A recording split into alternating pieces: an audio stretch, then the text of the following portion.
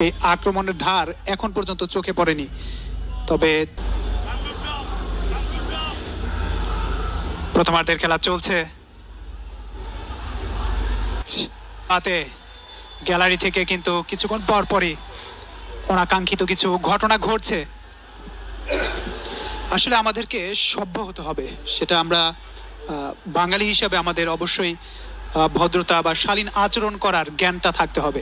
আমরা দেখছি আসলে এটা আসলে ফুটবলের সৌন্দর্যকে আসলে ব্যাহত করে, এবং বিশেষ করে মোহামেডানের সমর্থকরা তাদের উদ্দেশ্যে, মোহামেডানের খেলোয়াড়রা তারা কিন্তু বলছেন তাদেরকে ঠান্ডা হতে, যে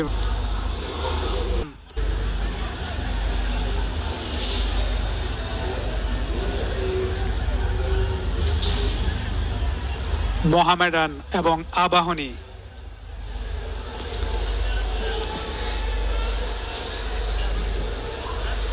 যাদের সোনালী অতীতে মিশে আছে বাংলাদেশের ফুটবলের বীরত্বগাথা অধ্যায়, সেই দুটি দল আজকে খেলছে